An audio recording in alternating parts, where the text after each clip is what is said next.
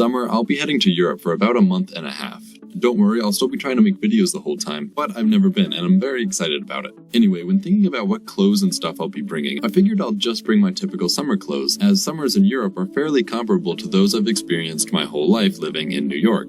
The only thing is, that's sort of strange. I mean, if we look at a map of the world, any old map will do, and we lay some lines of latitude on it, we'll have, well, a pretty standard map still. But the assumption made with these latitude lines is that the further away from the equator you get, the colder it gets as well. Makes sense, right? So if we look at the general latitude I live at now, and then follow that line all the way to Europe, we'll find that I live roughly at the same latitudes as central Spain and Italy. Actually very close to the latitude of Madrid, but also close to Barcelona or Rome in Italy. All of which are on average both warmer and drier than New York, despite being at the same or even higher latitudes. To find a place more similar to the climate of New York, maybe a city like London. There have been dramatic changes to our climate.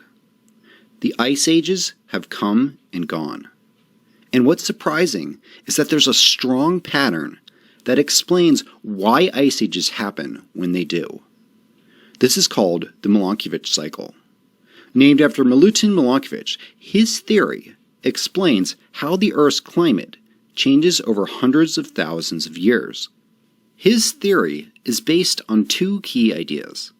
First, the Earth's climate is strongly affected by how much sunlight the northern latitudes receive during the summer. Second, this amount of sunlight varies based on changes in the Earth's orbit and rotation. Why are the northern latitudes so important? Energy is absorbed as heat. But if the ground is covered in ice, most of the light reflects away because ice is white.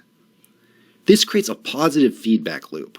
Ice forms when it's cold, but ice also reflects light, making it colder, which forms more ice.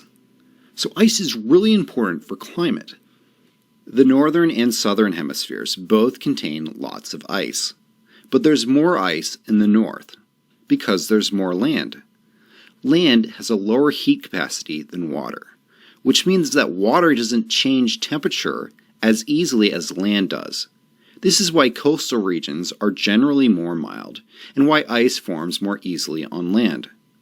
Just look at the difference between the northern and southern hemispheres. In the south, there are ice caps